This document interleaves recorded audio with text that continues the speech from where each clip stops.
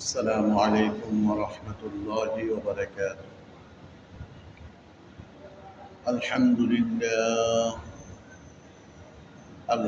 لله نحمده ونستعينه ونستغفره ونعوذ بالله من شرور أنفسنا ومن سيئات أعمالنا. من يهده الله فلا مضل له ومن يضلله فلا هادي له. ونشهد أن لا إله إلا الله وحده لا شريك له. ونشهد أن محمدا عبده ورسوله صلى الله عليه وعلى آله وأصحابه وبارك وسلم. فقد قال الله تعالى في القرآن المجيد والفرقان الحميد: أعوذ بالله من الشيطان الرجيم. بسم الله الرحمن الرحيم. ولنذيقنهم من العذاب الأدنى دون العذاب الأكبر لعلهم يرجعون.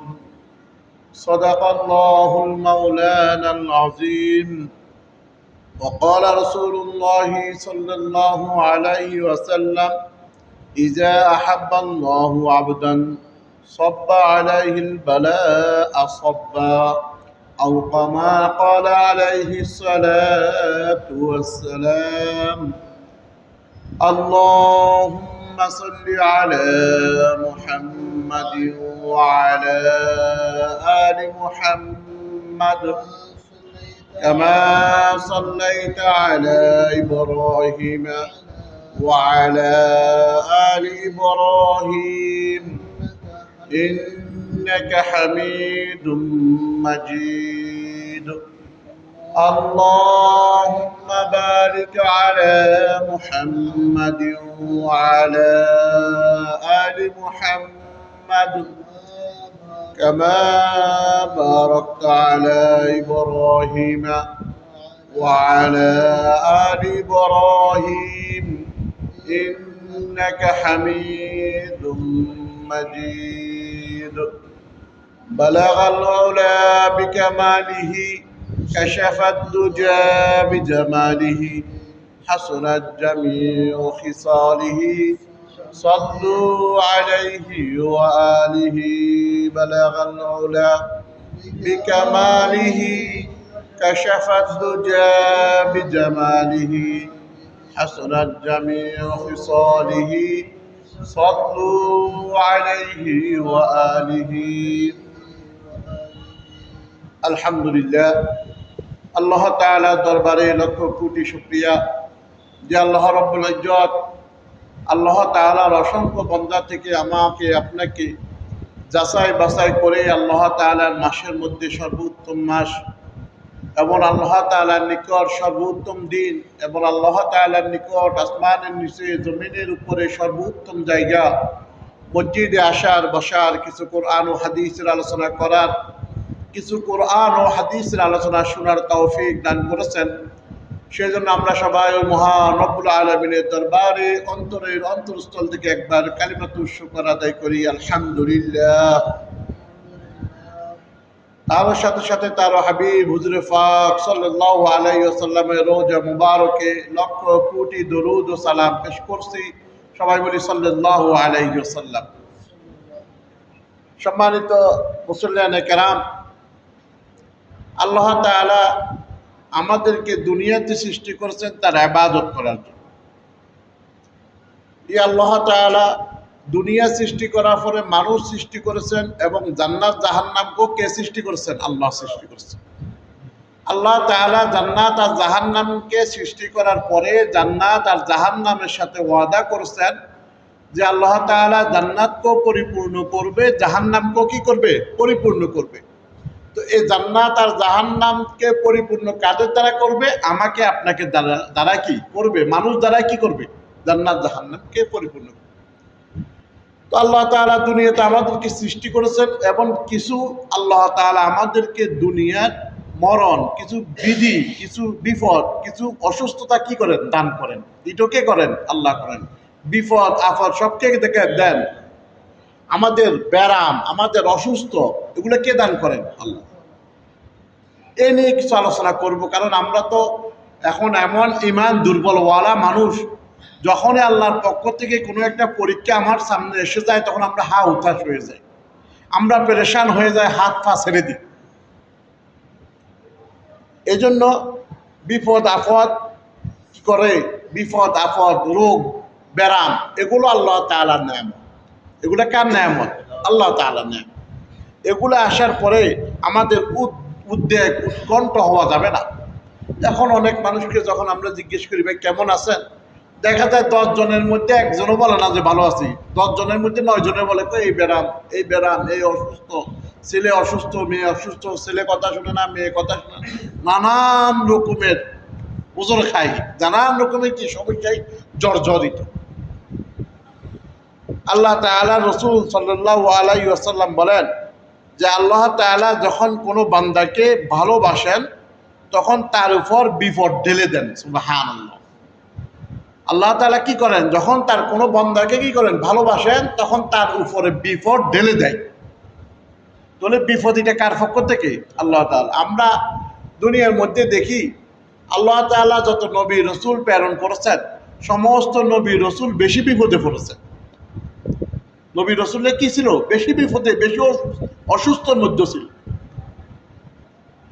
এই বলে কি ওনারা কি আল্লাহর নাফরমানি করেছেন?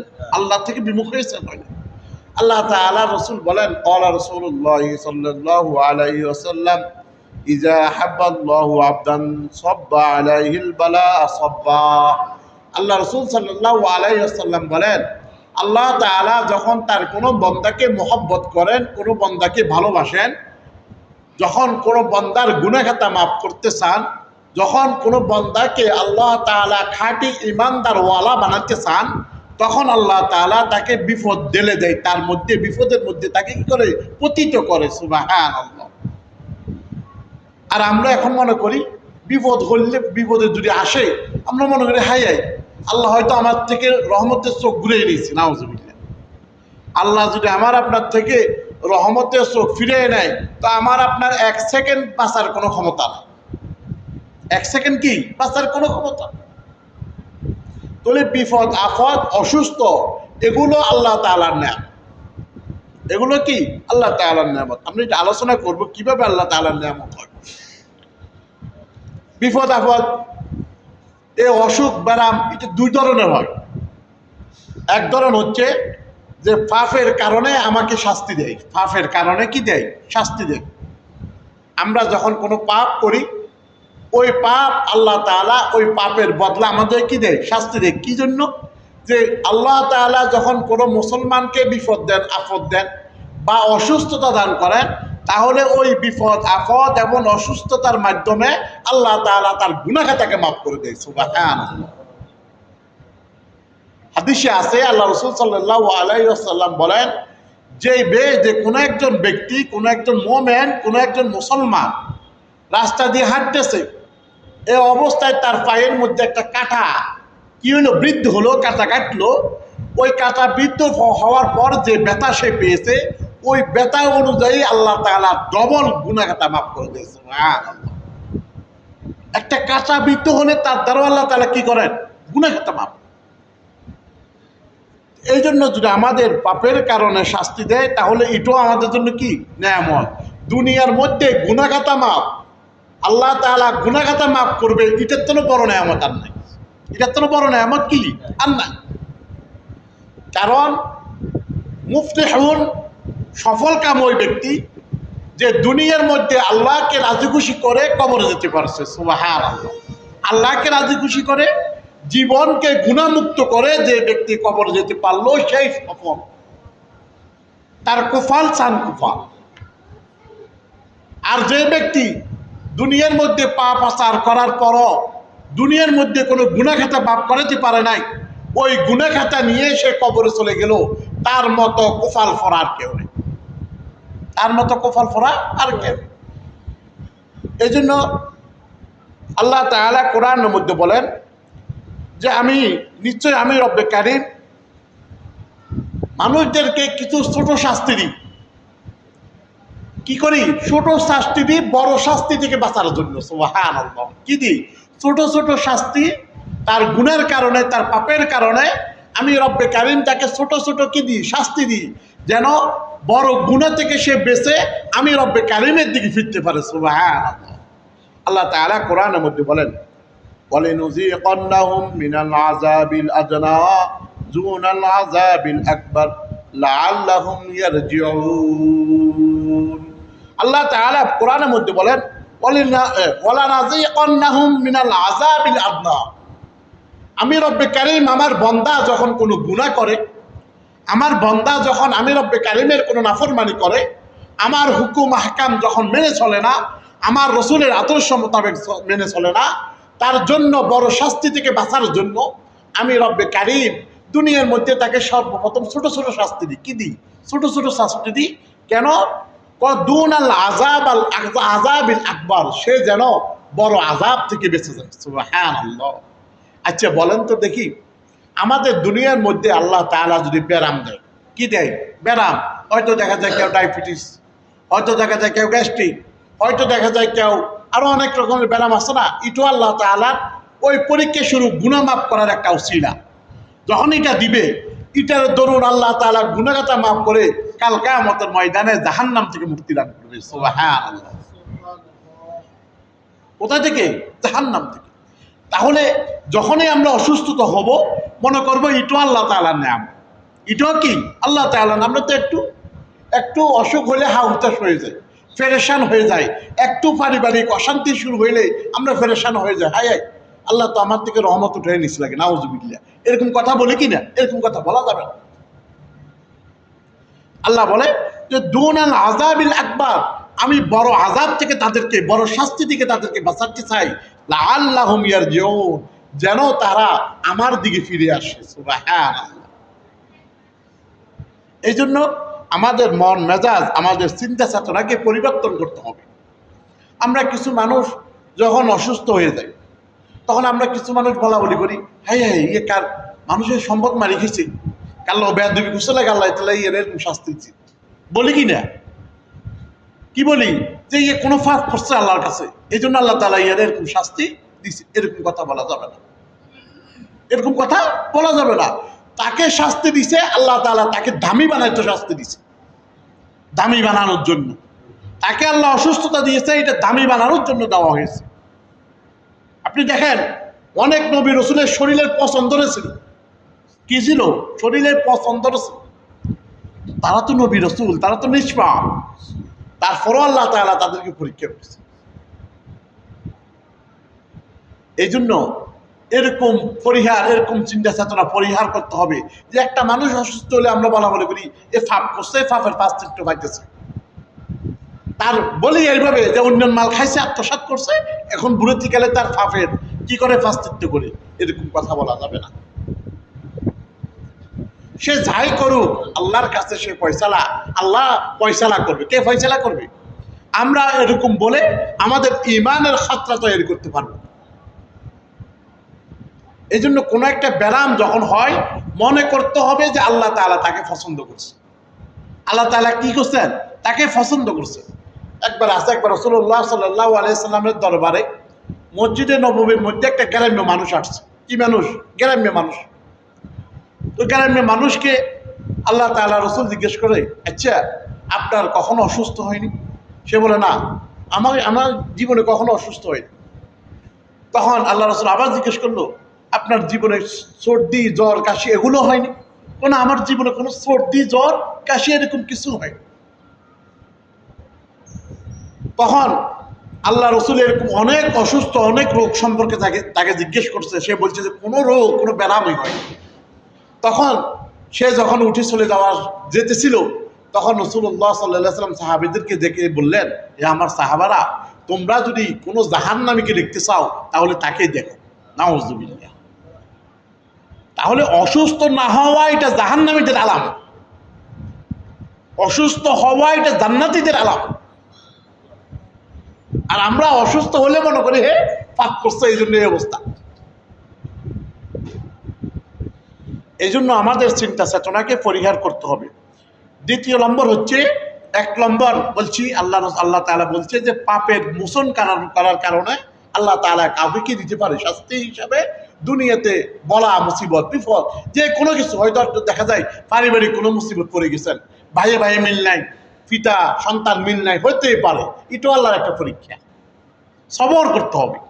কখনো কি করতে হবে? সবর।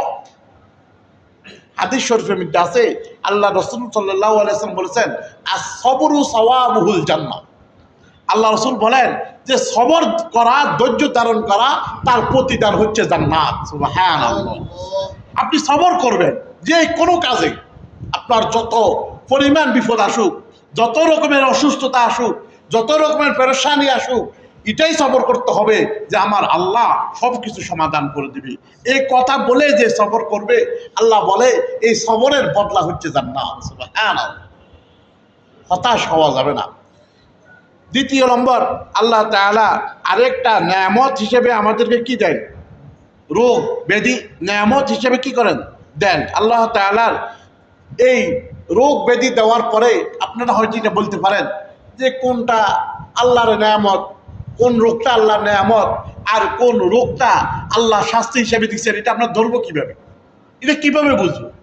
এটা একটা সুরত আছে না, কিভাবে বুঝবো যে কোনটা আল্লাহ তাআলা শাস্তি হিসেবে দিচ্ছেন আর কোনটা আল্লাহ তাআলা নেয়ামত হিসেবে দিচ্ছেন?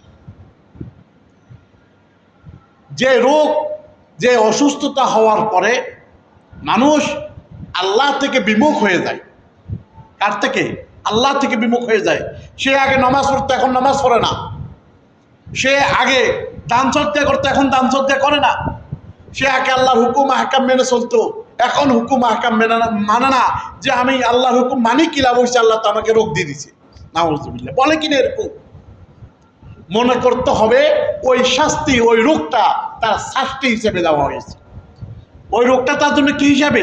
শাস্তি হিসাবে, তার সাজা, এই সাজা হিসাবে তাকে রোগটা দেওয়া হয়েছে। এই জন্য হচ্ছে আল্লাহ থেকে বিমুখ হয়ে গেছে। আর যে ব্যারাম দেওয়ার পরে, যে অসুস্থ দেওয়ার পরে আল্লাহর দিকে ধাবিত হবে। কি দিকে? আল্লাহর দিকে ধাবিত হবে। অসুস্থ হয়েছে, সাথে সাথে দান সদকা শুরু করে দিল, সাথে সাথে নামাজ পড়া শুরু করে দিল, সাথে সাথে নফল রোজা, নফল নামাজ পড়া শুরু করলো, কোরআন তেলাওয়াত শুরু করলো। এরকম যে ব্যক্তি দেখবে যে অসুস্থ হওয়ার পরে সে আল্লাহর দিকে ধাবিত হয়েছে, তখন ওই অসুস্থতা আল্লাহ তাআলা তাকে নেয়ামত হিসেবে দিয়েছেন। সুবহানাল্লাহ। কি হিসেবে? নেয়ামত হিসেবে। এবার আপনারা চিন্তা করি, আমরা যখন একটু কাশি জ্বর হয়, আমরা ঘর থেকে আর মসজিদে আসি না, তো আমি অসুস্থ। একটু জ্বর, গা একটু গরম হলে আমরা রোজা রাখি না, তো আমি অসুস্থ, কিভাবে রোজা রাখবো? তাহলে বোঝা যাবে ওই অসুস্থতা আল্লাহ তাআলা আপনাকে আপনাকে কি হিসেবে? শাস্তি হিসেবে দিয়েছে। আর যে অসুস্থ হওয়ার পরে আরো আল্লাহর দিকে ধাবিত হবেন না, হয়তো দেখা যায় এই অসুস্থতার মাধ্যমে আল্লাহ তাআলা আমাকে তার দিকে রাখতেছেন, এই ভয়ে আরো আল্লাহ বিরু হয়ে যাবে, আল্লাহর দিকে ধাবিত হবে। মনে করতে হবে ওই অসুস্থ আল্লাহ তাআলা তার জন্য নেয়ামত হিসেবে দান করছে। সুবহানাল্লাহ। কিভাবে নেয়ামত? সে যতই আল্লাহর দিকে ধাবিত হবে, ততই তার গুনাহ খাতা মাফ হবে, তার জীবনটা সহি শুদ্ধ হবে। সে যখন কবরে যাবে, গুনাহ মুক্ত জীবন নিয়ে যাবে। সুবহানাল্লাহ। কি মুক্ত? গুনাহ মুক্ত নিয়ে। আল্লাহর বান্দা দুনিয়াতে মধ্যে বসে যখনই একবার বলে আস্তাগফিরুল্লাহ, কি বলে? আস্তাগফিরুল্লাহ, আল্লাহ তাআলা আরশে আজিমের মধ্যে ফেরেশতাদেরকে ডেকে ডেকে সাক্ষী রেখে রেখে বলে, ও আমার ফেরেশতারা, তোমরা সাক্ষী থাকো, আমার এই বান্দা আমার কাছে গুনাহ মাফ চাইছে, তোমরা সাক্ষী থাকো, আমি আমার এই বান্দার গুনাহটা মাফ করে দিলাম। সুবহানাল্লাহ। এই জন্য বেশি আল্লাহর দিকে ধাবিত হওয়া। আল্লাহ রাসূল সাল্লাল্লাহু আলাইহি ওয়াসাল্লাম শিক্ষা দিয়েছেন যে কখনো কোনো বিপদ পড়লে, কখনো কোনো রাসূল পেরেশানি পড়লে সাথে সাথে নামাজে দাঁড়িয়ে যেত। সাথে সাথে কোথায়? নামাজে দাঁড়িয়ে যেত। আর আমরা আল্লাহর কাছে কই না এখন কোন ডাক্তার, কোন মেডিসিন বিশেষজ্ঞ, কোন ডাক্তারের সিরিয়াল কত, কোন ডাক্তার ইন্ডিয়াতে আসে, কোন ডাক্তার আমেরিকার থেকে আসে, 1 মাস আগে সিরিয়াল, এগুলো নিয়ে আমরা কুড়াকুড়ি করতে করতে 5 ওয়াক্ত নামাজও পড়ি না। নফল তো বাদে, আমরা 5 ওয়াক্ত নামাজও পড়ি না। একটা ক্যান্সার রোগী কোটি টাকা খরচ করে, কিন্তু 1 ওয়াক্ত আল্লাহর কাছে ফরিয়াদ করেন, আল্লাহ আপনি আমার রোগ ব্যাধি দূর করে দেন। সমস্ত ডাক্তারের ডাক্তার, যে ডাক্তারের পিছনে আপনারা ছুটতেছেন, ওই ডাক্তারকেও রব সৃষ্টি করেছেন। ওই ডাক্তার যে মেডিসিন নিয়ে কাটতেছেন, যে মগজ, ওই মগজটাও আল্লাহ তাআলা দিয়েছেন। তো আপনি সৃষ্টির দিকে দৌড়তেছেন, স্রষ্টার দিকে দৌড়েন না। সৃষ্টি তো এটা মাখলুক, তার ক্ষমতা সীমিত। তার ক্ষমতা কি? সীমিত। আল্লাহ তাআলা মানুষ সৃষ্টি করেছেন, তার ক্ষমতাকে সীমিত করে সৃষ্টি করেছেন। আর আল্লাহর ক্ষমতা অসীম, যার কোনো সীমা, যার কোনো দাড়ি কমা, যার কোনো মাপ এই পৃথিবীর কেউ করতে পারে না, পারবো না। এই জন্য আমরা যখন বিপদ আপদে পড়বো, যখনও কোনো অসুস্থতার মধ্যে পড়বো, কার দিকে ধাবিত হব? আল্লাহর দিকে ধাবিত হব। যদি যে ব্যক্তি বিপদ আপদ পড়লে আরো আল্লাহকে আঁকড়াই ধরবে, আরো 5 ওয়াক্ত তো আগে নামাজ পড়তো, এখন তাহাজ্জুদ পড়ে। আগে তো শুধু তাহাজ্জুদ পড়তো, এখন প্রত্যেক দিন 2 রাকাত 4 রাকাত নফল নামাজ পড়ে, কোরআন তেলাওয়াত করে, মানুষের সাথে আচ্ছা ব্যবহার, ভালো ব্যবহার করে, মানুষের সাথে সদ আচরণ করে, উঠতে বসতে আল্লাহর জিকির ফিকির করে। তাহলে বুঝতে হবে এই ব্যারামটা আল্লাহ তাআলা তার জন্য নেয়ামত হিসেবে দান করছেন। সুবহানাল্লাহ। এই জন্য বিপদ আপদে সবসময় আমরা কি করব? আল্লাহ তাআলার কি করব? সবর করব। আল্লাহ তাআলার রাসূল সাল্লাল্লাহু আলাইহি ওয়াসাল্লাম বলেন যে আল্লাহ তাআলা ওই ব্যক্তিকে বিপদ আপদ বেশি দেন যে খাঁটি মুমিন বান্দা, তাদেরকে সবচেয়ে বেশি বিপদ আপদ আল্লাহ তাআলা কাকে দেন? নবী রাসূলদেরকে। কাদেরকে দিয়েছেন? নবী রাসূল। তারপর কাদেরকে দিয়েছেন? তার অনুসারীদেরকে। কাদেরকে? অনুসারী। আপনি দেখবেন রাসূলুল্লাহ সাল্লাল্লাহু আলাইহি ওয়াসাল্লাম যেরকম বিপদ আপদ পড়ছেন, তার সাথে সাথে তার সাথী সাহাবারা যারা ছিল, তারাও এরকম বিপদে কি হয়েছেন? পতিত হয়েছেন। এই জন্য আল্লাহ রাসূল সাল্লাল্লাহু আলাইহি ওয়াসাল্লাম বলেন যে আল্লাহ তাআলা সবচেয়ে বেশি বিপদ, সবচেয়ে বেশি ব্যারাম কাদেরকে দিয়েছেন? নবীদেরকে। তারপর তার অনুসারীদেরকে। তারপর আল্লাহ রাসূল বলেন যে আল্লাহ তাআলা সবচেয়ে বেশি বিপদ দেন তার মুমিন বান্দাদেরকে। সুবহানাল্লাহ। ক্বালা রাসূলুল্লাহ সাল্লাল্লাহু আলাইহি ওয়াসাল্লাম আশাদ্দুন নাসি বিআযাব বালাইল আম্বিয়া। আল্লাহ রাসূল বলেন যে আশাদ্দুন নাসি বালাউল আম্বিয়া, সর্বপ্রথম কঠিন বলা, কঠিন বিপদ, কঠিন ব্যারাম কাকে দিয়েছেন? নবীদেরকে। সুম্মা আমসালু ফাল আমসাল। আল্লাহ তাআলা রাসূল বলেন তারপর তার সাহাবীদেরকে, তারপর মুমিন বান্দাদেরকে। সুবহানাল্লাহ। এই জন্য মুমিন বান্দা যারা, তাদেরকে আল্লাহ তাআলা এই বিপদ আপদ ব্যারাম এই জন্য দেন যে তাকে আল্লাহ তাআলা খাঁটি মুমিন বানানোর জন্য দেন। সুবহানাল্লাহ।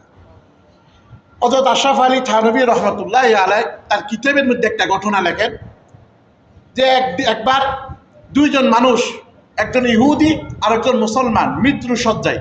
কি সজ্জায়? মৃত্যু সজ্জায়।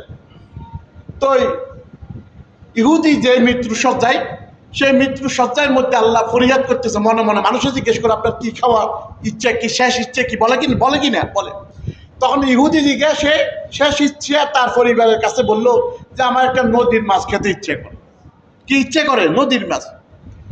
আর মুমিন যেটা মুসলমান যে বন্দা, ওই বন্দা তার ফরিয়াদ তার পরিবারকে বলছেন যে আমি একটু জৈতুনের তেল খেতে ইচ্ছে করে। কি বলতেছেন? যে জৈতুনের তেল খাওয়ার জন্য। আল্লাহ তাআলা 2 জন ফেরেশতাকে ডাকলেন। কয়জন ফেরেশতা? 2 জন ফেরেশতাকে ডাকলেন। ডাকার পর ওই ইহুদি যে ব্যক্তি মাছ খেতে চেয়েছে, আল্লাহ তাআলা এক ফেরেশতাকে বলল তুমি যাও নদীর থেকে একটা মাছ তার পুকুরে নিয়ে ছেড়ে দাও, সে তার পরিবার যেন ওই পুকুরে নদীর মাছটা দেখে ওই মাছটা ধরে তাকে খাওয়াই দিতে পারে। কে বলল? আল্লাহ তাআলা এক ফেরেশতাকে বলল। আরেক ফেরেশতাকে বলল তুমি যাও ওই মুসলমান বান্দার ঘরে যাও, সে জৈতুন তেল খেতে চেয়েছে, তার আলমারির মধ্যে জৈতুন তেল আছে, তুমি যাই ওই জৈতুন তেলগুলা মাটিতে ফেলাই দাও যেন সে জৈতুন তেলগুলো খেতে না পারে। সে জৈতুন তেলগুলা খেতে না পারে। কার জন্য? মুসলমানের জন্য। এবার আমাদের একটা আশ্চর্য কি রে, আল্লাহ তাআলা কাফেরের খাওয়াইলো, মুসলমানের জন্য মানা করে দিল, নিষেধ করে দিল, ব্যাপারটা কি? আশরাফ আলী থানভী রহমতুল্লাহ আলাইহি তার কিতাবের মধ্যে লেখেন যে আল্লাহ তাআলা বলেছেন, আল্লাহ রসুলও বলেছেন, কাফের ইহুদি যারা দুনিয়াতে আছে তারা যে দান সদকা করে তার বদলাগুলো তারা দুনিয়াতেই পেয়ে যায়, পরকালে তাদের জন্য কিছু নেই, পরকালে তাদের জন্য কিছুই নেই, তাদের বিনা হিসাবে জাহান্নাম। তো আল্লাহ তাআলা এইভাবে যখন ফেরেশতারা দুজন এইভাবে করলো, তারা আল্লাহর কাছে যায়, এটা ফরিয়াদ করলো, আয় আল্লাহ, আমরা আমাদের ধ্যান এটা ধরে না, আপনি মোমেন যে বান্দা আপনার ইবাদত বন্দেগী করে তার সাথে এরকম মুআমেলা এরকম করলেন, ওই ইহুদির সাথে এরকম করলেন কেন? তখন আল্লাহ বলে, ওই ইহুদি যে দান সদকা করছে দুনিয়াতে সমস্ত প্রতিদান আমি তাকে দিয়ে দিছি, শুধু একটা প্রতিদান বাকি ছিল, এই একটা মাছ খাওয়ানোর পরে আমি তার প্রতিদান পুরোপুরি দিয়ে দিলাম। দুনিয়াতে সে যা দান সদকা করছে তার প্রতিদান সবকিছু সে দুনিয়াতে পেয়ে গেছে, পরকালে আর কিছুই পাবে না।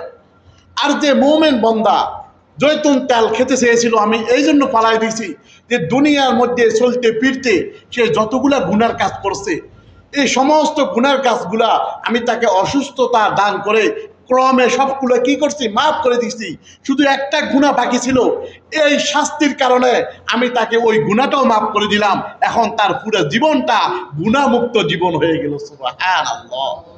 তাহলে আল্লাহ পেরেশান কখনো হওয়া যাবে না, হুতাশ যে আল্লাহ তাআলা কোনো বিপদ দিয়েছেন, কোনো অসুস্থতা দিয়েছেন, এই জন্য পেরেশান হওয়া যে আল্লাহ তাআলা আমাদের থেকে রহমত উঠিয়ে নিয়েছেন, এই কথা বলা যাবে না।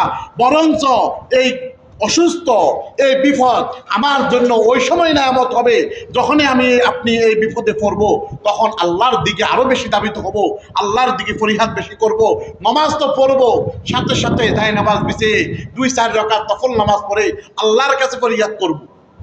এই ডাক্তার বলেন, যার কাছে যান, ওষুধ বলেন, এগুলো সব উসিলা, এগুলো কি উসিলা, এগুলো মানুষকে সুস্থ করার কোনো ক্ষমতা নাই যদি আল্লাহ তাআলা সুস্থ না করে। এই জন্য যে ডাক্তারের কাছে যাবেন না এটা বলি না, ওষুধ শ্রবণ করা এটা আল্লাহ রসুলের সুন্নাত, খাবেন, তারপরও আল্লাহ থেকে বিমুখ হওয়া যাবে না, আল্লাহর দিকে কি করতে হবে, ধাবিত হবে, এবং সর্ব অবস্থায় আমরা কি ধৈর্য ধারণ করতে হবে। কারণ হাদিস শরীফে বিদ্যা আছে, আল্লাহ রসুল সাল্লাল্লাহু আলাইহি ওয়াসাল্লাম বলেছেন, ক্বালা রাসূলুল্লাহ সাল্লাল্লাহু আলাইহি ওয়াসাল্লাম আস-সাবরু সাওয়াবুহুল জান্নাহ। আল্লাহ রসুল সাল্লাল্লাহু আলাইহি ওয়াসাল্লাম বলেছেন যে সবরের একমাত্র বদলা হচ্ছে জান্নাত। সুবহানাল্লাহ। আল্লাহ তাআলা আমাকে আপনাকে সমস্ত বিপদ আপদে, সমস্ত ব্যারামে, সমস্ত অসুস্থতার মধ্যে আল্লাহ তাআলার নৈকট্য অর্জন করে আল্লাহর দিকে ধাবিত হয়ে আরো বেশি বেশি ইবাদত করার তৌফিক দান করুক। এবং কমসে কম আমরা মুসলমান হিসেবে আমাদের সর্বপ্রথম পরিচয় হচ্ছে নামাজ। সর্বপ্রথম পরিচয় কি? নামাজ। এই 5 ওয়াক্ত নামাজ আমাকে আপনাকে সবাইকে মসজিদে এসে জামাতের সাথে 5 ওয়াক্ত নামাজ পড়ার তৌফিক দান করুক। ওমা তৌফিক ইল্লা বিল্লাহ। আসসালামু আলাইকুম ওয়া রাহমাতুল্লাহ। যারা ক্বাবলে জুমা করেননি, ক্বাবলে জুমা করেন।